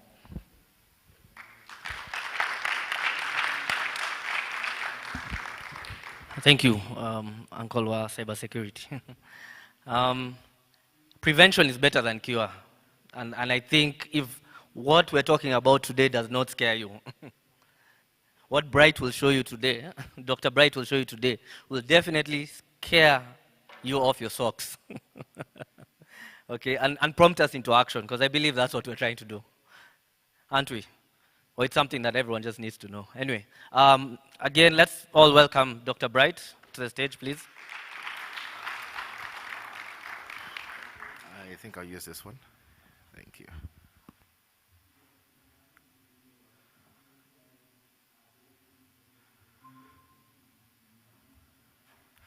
Good morning. Hello. Hi, you guys have not eaten this morning. Good morning. Okay. I think all the necessary details that you needed to hear has been done. So my session is basically going to just show you exactly how you get hacked. How many of you have ever been hacked before? Okay, so half the room. So the other people, so you've never been hacked before. But you don't know. Okay, so we should try hack you today. Right? I mean, I like volunteers. So we'll be basically going to take you through some of the things, and whatever you see here is public knowledge. Whatever you see here is information that anyone here can do. Are we together? So I'm not stealing anything. I'm not doing anything illegal. I'm doing everything legal. Hello? I know we have lawyers in this room, and some of them, or we have DCI and the likes in the room. Anyway. So I'm just going to take you through the mindset of what a hacker really thinks like. And when a hacker really wants to actually compromise anybody, they do want to get information about the person. They want to know exactly details about the organization. They want to know details about who actually works at that organization. What do they do? What is their position? How are these people working? What does this person like? If the person is called John James, does this John person actually like steak? Does it like coffee? Does it like Java? Does it like Art Cafe? Does it like cats? All right? Yeah, you're shocked. There's a time when I wanted to hack a particular organization. The person who was of target to me was the front desk lady. That front desk lady, I know she likes cats. I know she likes Mombasa. So anything to do with Mombasa, like the beach or cats, she's there. So I went to the front desk, told her, you know, that day I dressed nicely, shaved, put on the strongest cologne you can ever think of. Those days it was 1 million. It was those cheap colognes. But it was so strong that it was able to attract her to any kind of thing that I say, right? So any conversation that I gave her, she was actually just going with the flow. And I told her, look, I'm looking for the finance director, but I knew it was lunchtime. The finance director was not in the office because we got her to go for another meeting somewhere else, which is far away from the office. And I told her, listen, so I faked a phone call. There's those apps you can actually use to call yourself. They call back saying that, just book anybody, add another person to their house, and buy them a ticket. We go to Mombasa. So she's triggered that these guys have a free house in Mombasa, and they're paying for the ticket. And that already had a very good rapport between the two of us. So when I told her, like, listen, if you want to come, you're welcome. Could you print for me? Yeah? Could you print for me this document that I can sign the invoice and give to the finance director? Guess what? She plugged in that flash drive without thinking. And that's how we got to hack them. And I'm like, oh, can I wait for the finance director inside? She walked me into the office. Almost every other person's machine, they were not locked. And I had a badge, a fake badge, that I am a contractor, which I knew the contractors because of the trash can. We call that dumpster diving. So I knew exactly who they were expecting in the office. I knew the kind of people that they were not going to say no to. Even somebody busted me, I had a get out of jail free card, right? And that's how we got to hack them. Got access to one of the computers. They were using Google Drive. They were using Google for their services. They did not have two-step verification activated on the emails. I got access to the drive. It was one of the betting companies. I even knew who was going to win the jackpot 3 months in advance. Yeah, trust me. They know. It's not, you don't win by luck. Anyway, so I'm going to take you through the process of what a cyber criminal thinks like. And the first thing we want to do is to use Google. We use Google to find out details about the person, say, looking for Innovate NAIROBI, for example. You want to find out the website, you want to find out who is there, you want to find out what is happening, website links, you want to find out location. Sometimes location details can give you a lot of information, but today I'm not going to show you details about that, because when we use location, we can actually pull out every Twitter account within about a 100-meter radius from that location to find out who is the most popular person, who tweets the most, who goes on Instagram the most. You want to find out as much information to know exactly who do you target, and you can actually cross-reference that against a particular organization. Are we together? So I can pull out LinkedIn profile against the GPS location details and know, is John or James or Kamal a person who tweets a lot and works for Innovate NAIROBI in this location? Are we together? Let's take a look at a bad guy. But Google has really quite good information. If you type site, I always use this example as the first one, because when it says site KE file type XLS, you basically want to find out every .ke website that exists in Kenya, what is the Excel sheet that has the word salary in it. So when you open this file, you'll be able to see Kisii County budgets from back in the day, right? But this gives you a fairly good idea as to know how much the budgets are for Kisii County. Are we together? Hello? It's good information. You can find out CVs, you can find out exactly how they work, but this is not of importance to me. You can change this, say you want to find every .ke website, any Microsoft Word document that has the word resume, NAIROBI University. And you'll see University of NAIROBI lecturers, all their CVs that are here. On the front end of the website, you're not going to see that. But on the back end, you can download that for free. There are other search queries whereby you can say that you want to see, you want to search, by the way, all of these are available. You can say at safaricom.co.ke, any PDF document that exists on their website. So you now go download every PDF document. You want to study them. You want to study the financial report. You want to study exactly how they've been working. You want to study documents that are publicly available. Are we together? So you collect more information about them. Google is so powerful that, let me put this on the side here so it's easier. You can say, I want to find most websites that are done with PHP. I want to search every .go.ke website. All of these servers or systems most probably are vulnerable. So I'm looking for bugs. what is an error. So if I go to projects.mary.ga.ke, it shouldn't be too hard to hack. Are we together? So it shouldn't be too difficult to hack such a website because they have errors which are shown in the website, allowing you to be able to do that. If you type to say index.off, looking for, we're in the class for the kids the other day, and we're looking for chemistry, structure, and bonding. You basically, so the front end shows you what you want to see on a website. The back end allows you to download anything for free. So you basically can get access to books and the likes. So the kids were gotten access to the books. You can look for, say, you're looking for a movie. I'm looking for Captain Marvel, for example. So this shows you the back end of the website, allowing you to download anything from the website legally for free. So you just basically have to right-click and download. If you click these 2 dots up there and go one level up, you get more movies that actually exist. You're not stealing, you're borrowing. You're what? Hello, you're what? You're borrowing. Good. So this is just basics of being able to do Google Docking.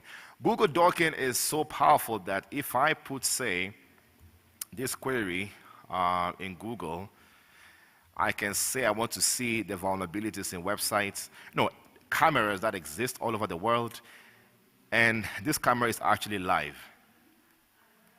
It has zero protection. It allows you to be able to, you can see people moving, yeah? I think this is Russia, or no, RS, I don't know where that is. So you can basically get access to cameras, IoT devices. We're getting to be smart cities right now. We're getting to have interconnected, homes. You have your baby monitor at home. You have your cameras at home watching your house. How sure are you that it's secure? Hello? Right? And there are ways to be able to find out. But before I even get there, you will be able to search the internet saying, I want to find out, I'll come back to the cameras soon. I want to find out anybody who has ever been hacked, who has at Gmail, at Hotmail, at Yahoo, at all the emails you can think about. Or you can even put a particular organization. Are we together? These are called the regex. And you say, I want to find a combination of that with the word account, with the word password, with the word Netflix. So if I was to hack a particular company, I will put their domain and put a combination of other things that I want to find in a text file, because when a hacker hacks you, they'll actually put your files in a text file, okay? They dump everything in a text file and host it somewhere on the surface web before the deep web comes. Now, if you look at this, basically you are looking at people who have been compromised before. So instead of you paying for Netflix, you don't necessarily have to pay. These passwords actually exist. Are we together? You're not stealing your what? Exactly. You're borrowing. If I was to go to a voting site, the other day, if you want to go to a voting site, you're looking for a bunch of emails, you don't even know who they are, but you want legitimate. All of these are emails that you can actually just use as to form a dictionary for you to use against a website. So you can automate the voting processes. Jackie, it's at the back. You can automate the processes. These are passwords, again, that belong to people, but let me close them because I know some of you are really, really looking. You basically can get almost anything. So Google is so powerful. You can see, for example, you want to see, can you get a name of a company? Somebody, give me one. Please. Pardon? Bruh? Where are they? Oh, branch. Great. Hey, what's a branch? So for example, I'm looking for branch. I can specify branch Kenya if I'm not too sure exactly where they exactly are. So branch international, you can actually get to see who says they currently work at that branch, right? So it gives you a way to be able to understand exactly who works at the organization, what positions the people host. I will target Janet easily because Janet is the financial director. Hackers will go for who? Finance, people who are in finance, others who are in procurement, sales, right? And a CEO. Do you know why? Or even HR. Why do you think so? Pardon? Somebody said something. Just shout. Higher access. Great, that's one. Another reason is because they click without thinking. They have too many emails in a day. They want to go through things quickly. So they're not going to think too much before they click. So we target such people. So you have to profile the organization. You now have documents from their company. You know exactly kind of emails they have. You know the kind of work they do. You know exactly who to target. You want to send the email to the right person. Now I'm going to jump into something very interesting, which I like. When you're doing open source intelligence, we look for systems that are available that you can actually grab information about. Here, I wrote this just before I came. I'll come to this one very soon. Here, I was looking for servers which have authentication disabled from South Africa. Here, I'm looking for websites in Kenya that have what you call an indexing. They did not protect their websites. You can see the back end of the website, and this shows you all of them. So you basically will be downloading files directly from the people's server. The Hua camera, DVR, is one of the most common cameras we have in Kenya, right?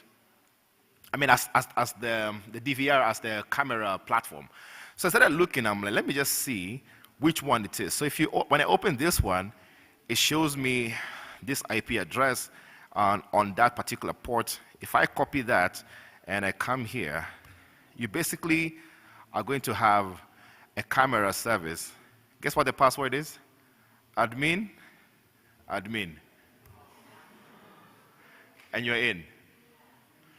So this could be somebody's bedroom. I'm not going to open it. So you could actually be spying on people right from here because it's just pretty much interesting. So I will not open this one for confidentiality reasons.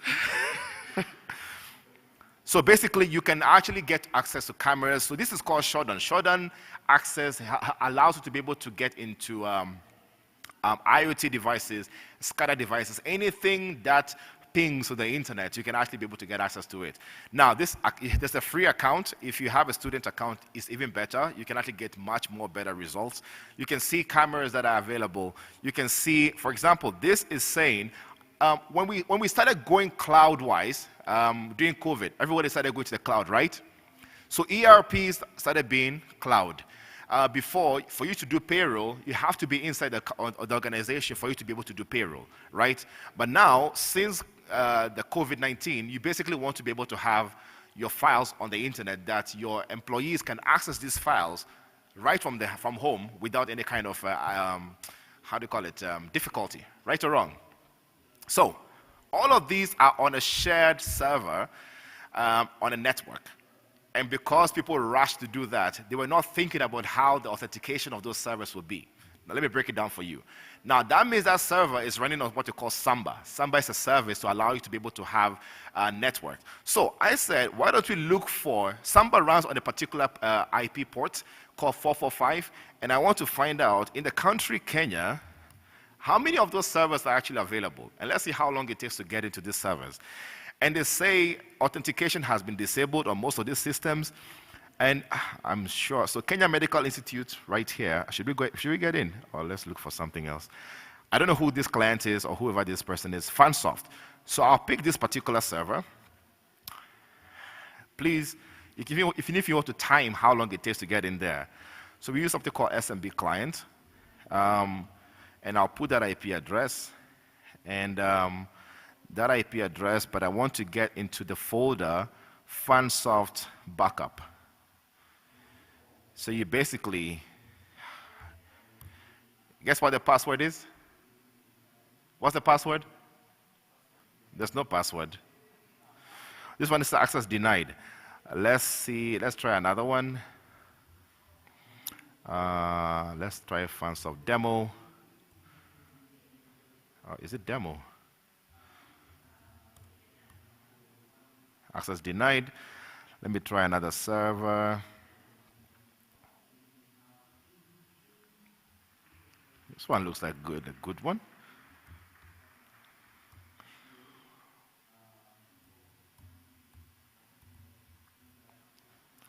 Info or Ibrahim. Ibrahim will be a personal machine, so I highly doubt this person has any protection. And if you're lucky, it should get us access to it. Wow, today all of them are failing. Huh. One has to work. Let me change this product here and change.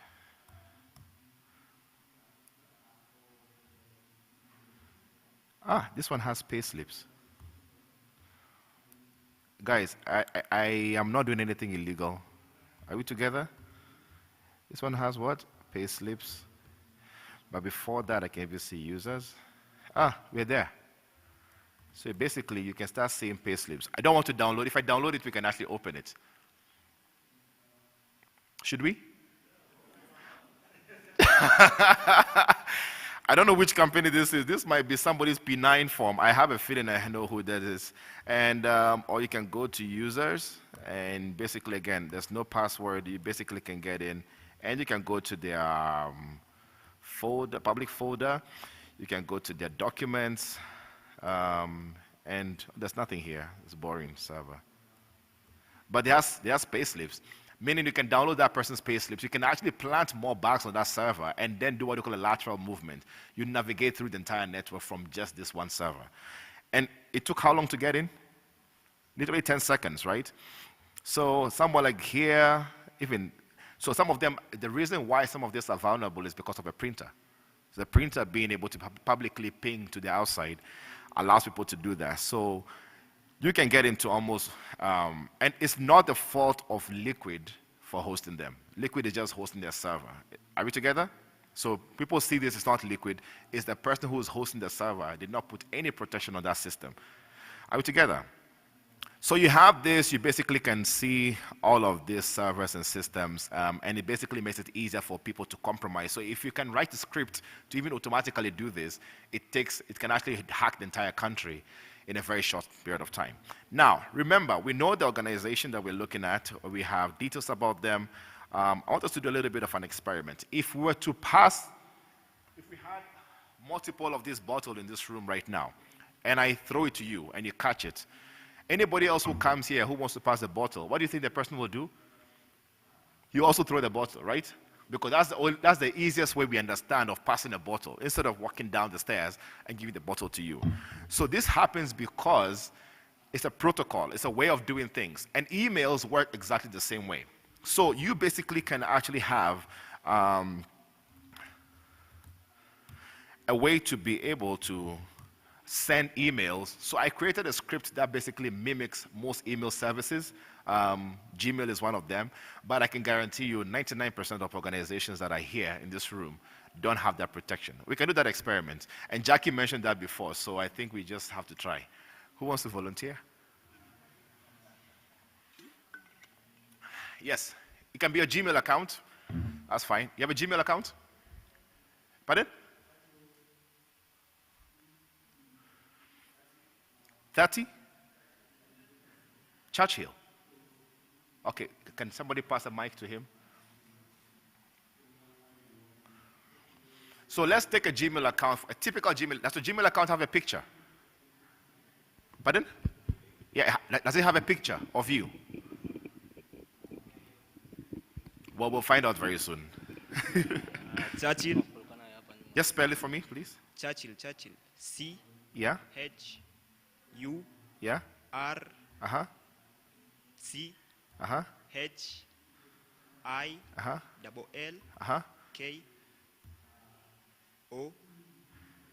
D. D. D. Yeah. H. I. O. Like that. M. M.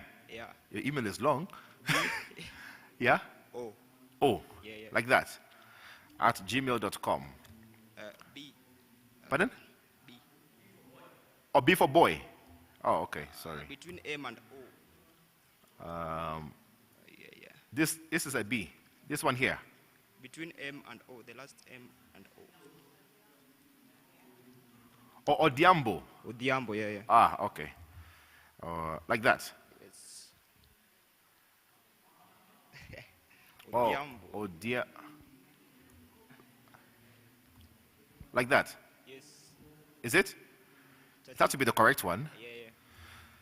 So I can send that to myself or another person here. Anybody else want to volunteer? Or I can just send it to myself so that we can see.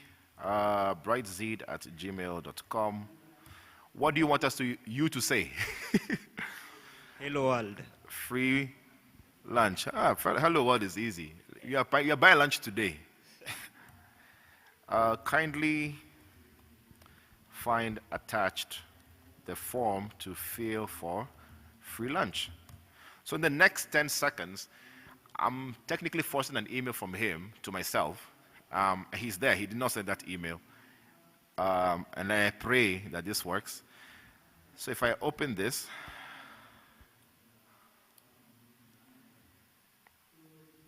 let's hope it doesn't go to spam.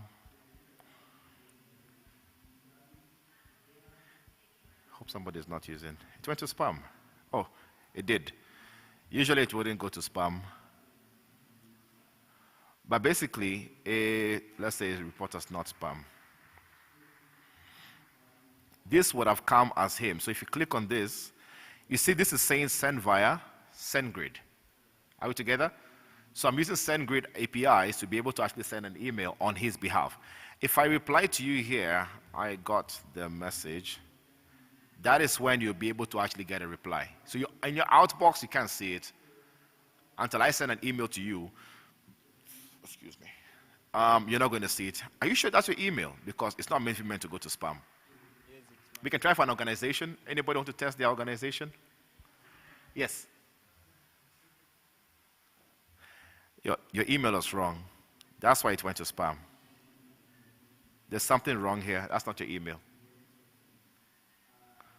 Because from an organization, maybe that might go to spam, but yes, please. Yeah. That'd be great. Thank you. Terrain. I'm a lawyer, so relax. Great. Okay, so the organization is cmadvocates.com. CM Advocates? Yeah. Okay. Let's give it a shot. So my email is gneky, Gneky, Gneky.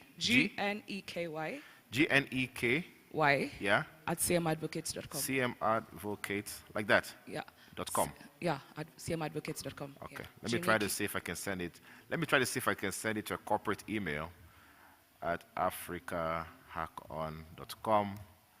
So assuming this is coming from one corporate to another. Again, free lunch again. Working towards the right food. So there's something called SPF and DMARC records. Most people don't get to set up properly. If that doesn't get to be set properly, that is what makes some of this spoofing of email work. So let's try to see if this comes through. And there it is. That's why I was saying your email was wrong. Otherwise, this has come.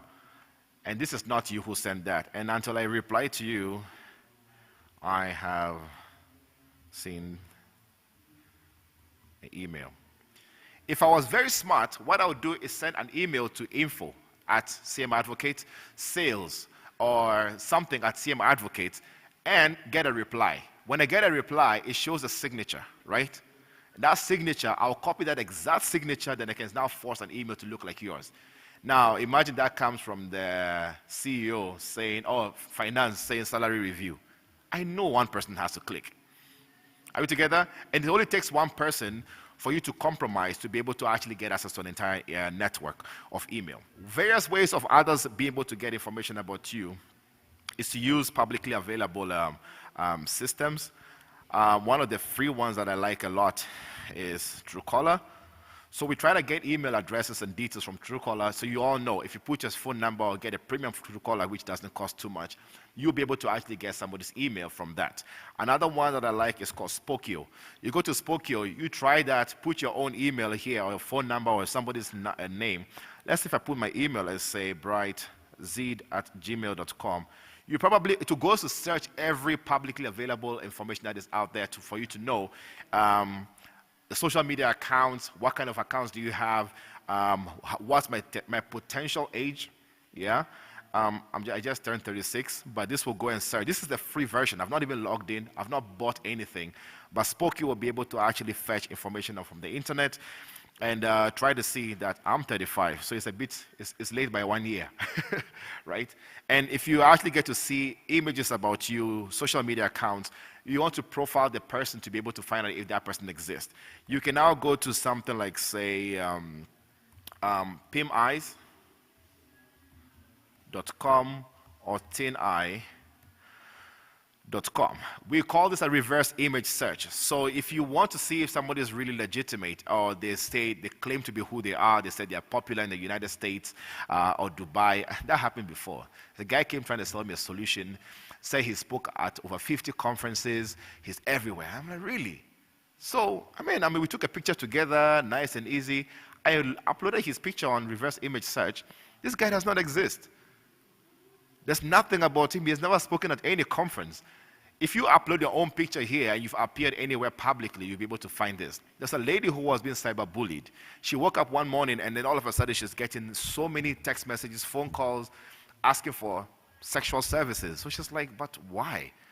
So we did a reverse image search of her. Guess what? Her ex-boyfriend uploaded her picture and details on a pornography website.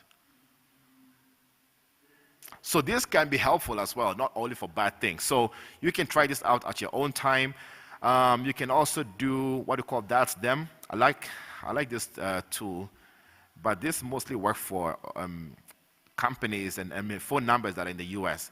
You can basically find out somebody's home address, even how much the house costs because of this particular website called That's Them. So you can get information, do a reverse image details about the person's email address, IP address as well. You might get some information again. And then the other one is map.snapchat.com. We're trying to look for open source intelligence. A lot of people, you might be able to get a lot of information about people because, let's put Nairobi, Kenya. Nairobi. And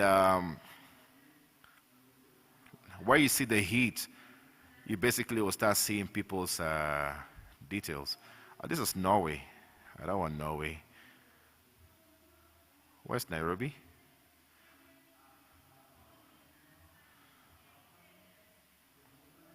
Hey, where is sticking out all the way far? This is Somalia. But you basically can search heated maps or even the current location. Where am I going too far? So just click on this, allow. And you can find out details about people who are doing Snapchat around our area, and you might be able to get information about them. I don't see anything around Wilson Airport.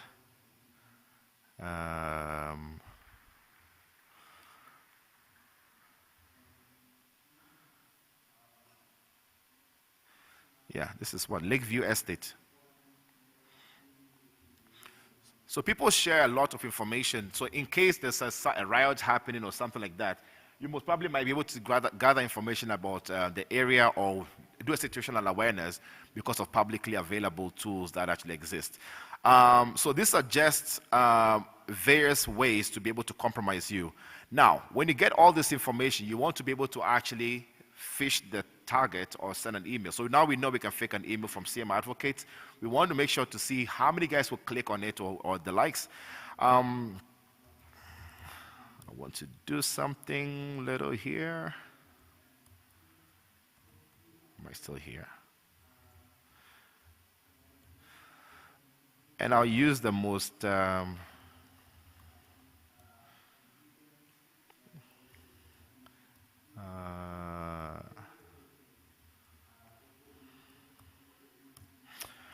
I'll use the most basic of services.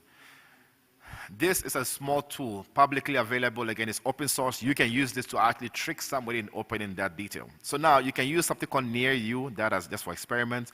Google Drive, WhatsApp Redirect, Telegram, Google Capture, or even have a customized link. So there's a guy who tried to actually steal from me, and this guy was telling me, oh, they have a tender and everything, and I'm like, I really want to find out who this guy is. So I actually gave him 3,000 bob for the tender receipt. Fraser and I were like, no, this is fake. We've got the website. We've realized this is a fake university. So what we decided to do is to create a custom Google form and send it to him to click on it to say, fill this form for us to pay you. He wanted a deposit for the tender. If I give him that amount of money, then definitely I'm going to win. Like the committee will make sure that I win. I'm like, okay, now let's try to do that experiment, right? So I took Google Drive. Let's take a Google Drive link, for example. Let's say we're looking at, say, pictures. Let's say presentation pictures. So let's take one of these, or H. So this is Africa Hack-On Picture Awards. Let me take this folder, for example. So if I want to share this link, normally you will be able to actually get access to this link. Anybody who has access to this link should be able to get access to it, right? Remember, we're using Google what? Chrome. So if I go to Firefox, this link should be able to be opened. Are we together? So, okay, this is opening, it's taking some time. And it shows you the folder and everything. I mean, this is a legitimate link. Now, if I come to this page and it's a blank page, I'll close this one. And I go to this particular application and say Google Drive, put the URL, which is a Google Drive link. It generates a link for me that I can use. And I use something called ngrok, so I don't have to pay for a server. When I copy that and say I put on this, it tells you what? You need permission. I'm sure majority of you must have seen this before, right or wrong? So what do you usually click on? Request access. But for the fact that this is something that is so enticing, this is something somebody sent an email to you saying, the gossip about our boss is here. We finally caught him. The pictures are in this drive. You're not going to think twice when you click on access. And what do you click from there? Allow. And this page will never go to the next page if you don't click on allow. If you click on allow, it actually opens the real Google Drive, shows you the right pictures, right? Can we see? But in the background, the hacker knows everything about you.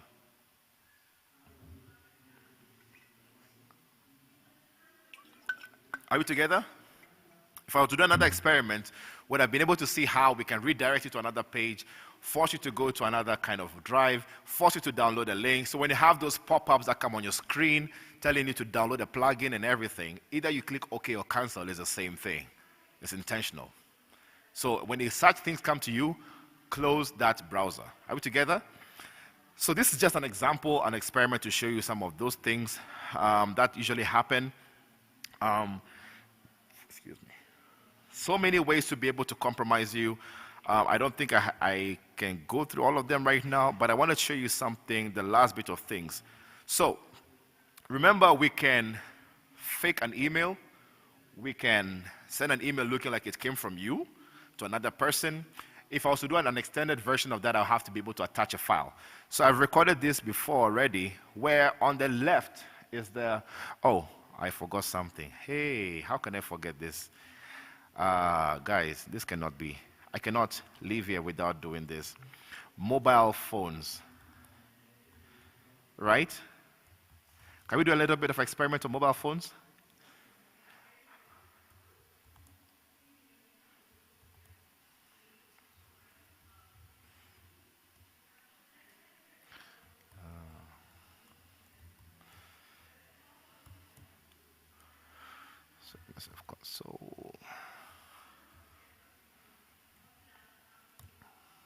So we get applications sent to us by chat. People tell us, can you just install this application and the likes. So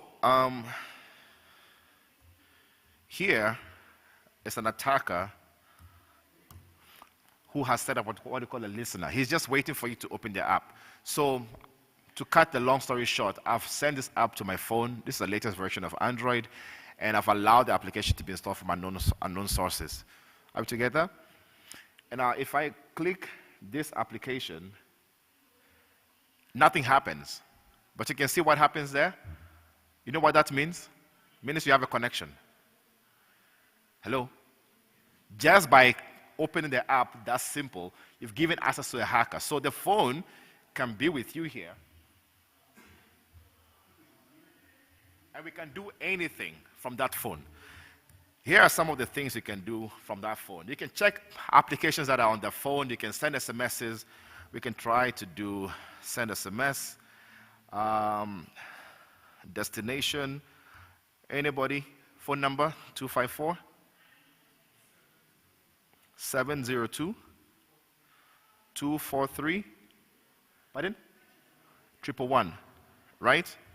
And the text will be hacked at Innovate Nairobi. No, we are not hacking you, it's just a whatever. So I'm basically forcing an SMS from my phone that is there to you. You must have gotten a text. Has come? Yeah. If we're to do other things, you can check to see what applications have been installed on this phone. Applications that are listed, and I can now start applications on your phone. Basically, I can check to see, I can start your WhatsApp, I can start your cloud services, I can start anything, a screencast, screenshot, whatever it is that I want to start. Even the one that hasn't been working on the latest Android yet, but it's called Webcam Stream. So you basically can start streaming that person's webcam. Oh, it's not working. Snap. Failed. But basically, you can take over that person's phone just because of an APK you sent to them. Are we together? So that happens to a lot of people. What I'm trying to demonstrate here is that the attacker machine is on the left, and that's the victim. Victim is me receiving an email, usually a zip file. The reason why I wanted to use a zip file is because I wanted to make sure this person downloads that application onto their laptop and allows them to be able to run it on their computer. The reason is because a malware only actually activates when it touches the disk. But right now, what I'm trying to create is called a fileless malware. It runs in memory. Almost every ransomware right now is running as what they call a fileless malware. So this person downloads the what? The executable file called blank, and blank gets to be downloaded to their computer. If you try to actually execute the file, you need to actually get a password. It will put it on the desktop.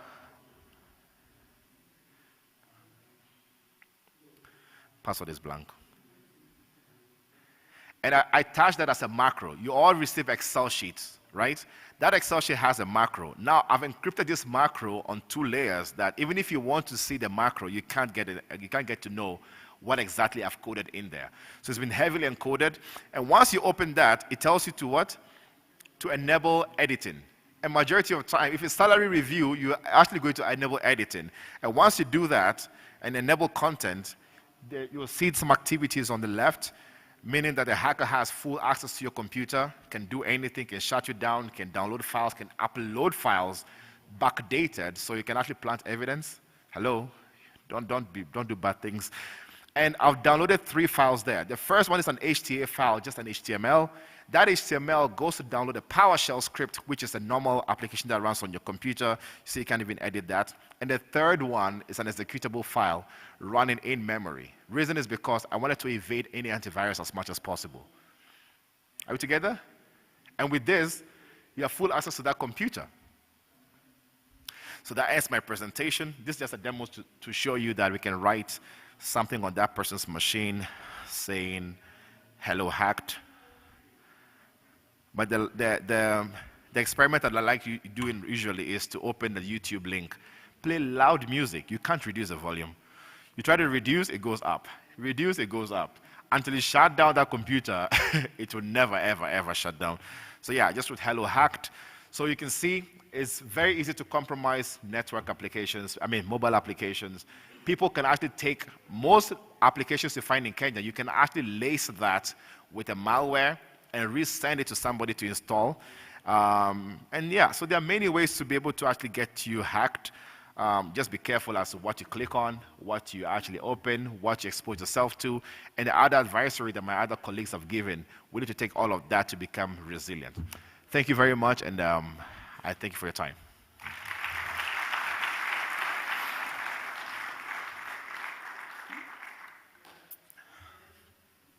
I saw someone had a question there.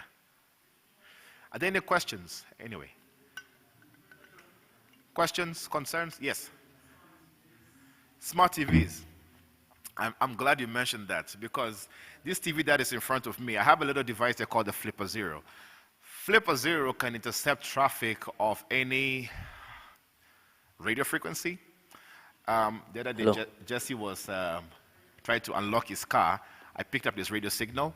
Just that I'm in Kenya, I've not put the cracked version. Otherwise, I would have been able to unlock his car when it's away. There's extra baseband I've not added here. This can actually also allow me to how do you call it? To control traffic lights. And this is legal, by the way. And you can actually, so we have also RFID tags. So I don't have TV. If you don't have a TV remote, you basically can have what they call a universal remote and put off this TV. And if you don't have the TV on the universal remote, I can clone any other remote. So TVs, audio players, projectors, air conditioners can be controlled with this. You can learn new remotes. I went to one of the universities, I will not mention which one, and I took one of the lecturers' tag, swipe it on the side, and I was able to clone his RFID tag, which gave me access to the entire university. NFC, you can basically clone that. So smart TVs are also online. You can use Shodan to actually find smart TVs and be able to control them. Or if you are close to any other TV around and everything, such devices actually exist, allowing you to be able to control them. Pardon? Online, Flipper Zero. Just Google it. Yep, it's called Flipper Zero. That's wild. Any other questions? It's my favorite tool of all times, by the way. It's the favorite gadget.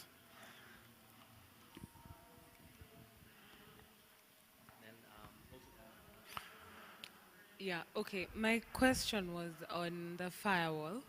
How do you know the firewall is working? And if it works and detects a threat, what do you do if you still need the app?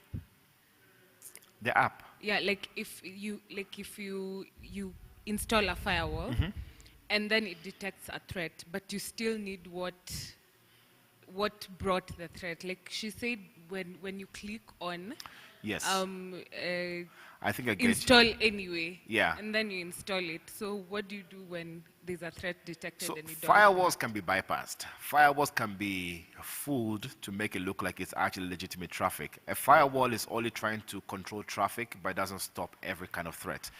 We have, antiviruses are dead. So if you're still using antiviruses, you're basically having nothing. We have what we call EDRs, endpoint detection and response.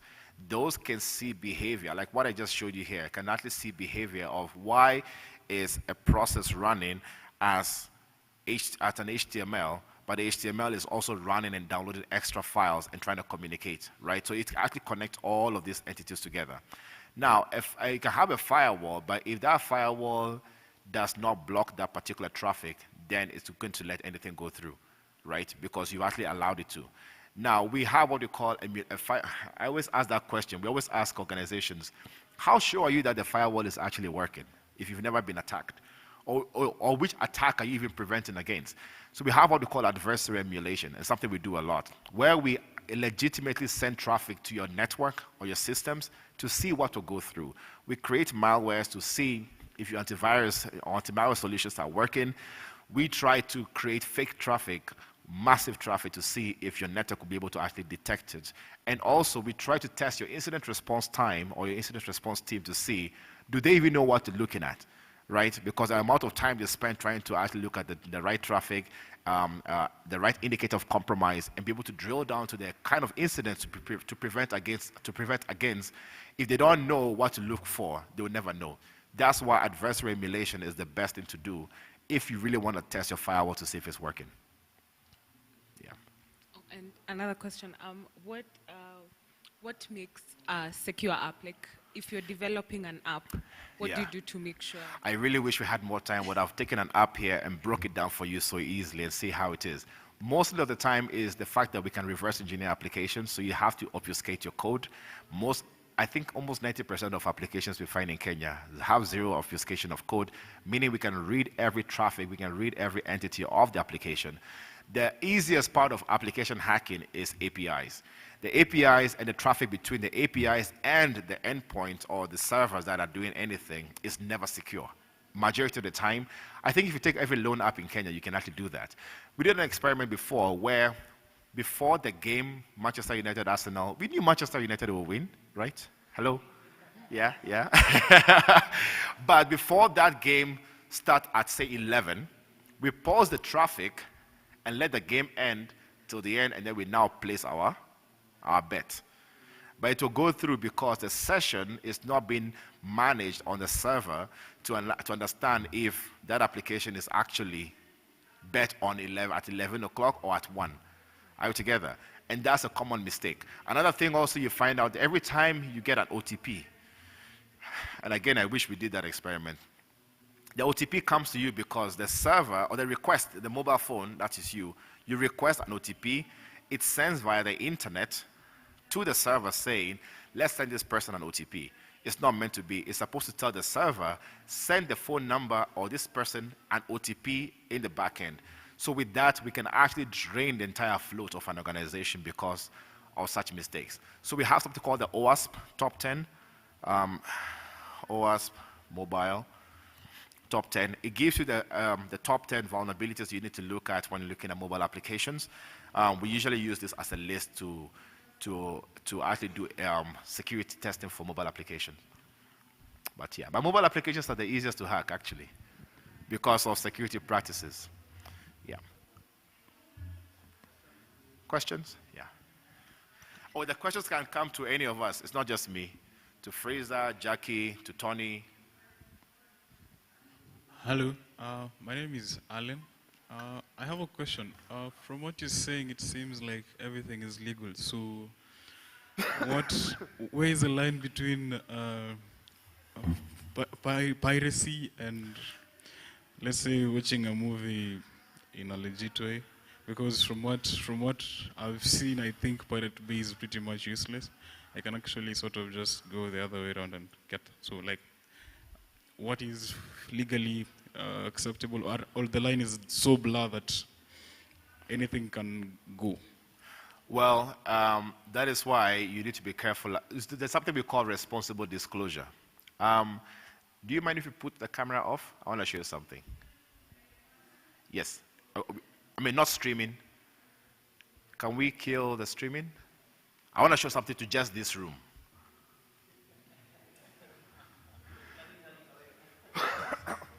Yeah, or just turn the camera away. So, this is how easy that we do responsible disclosures. So, for example, you all know the NAIROBI Pay app, where you pay for parking.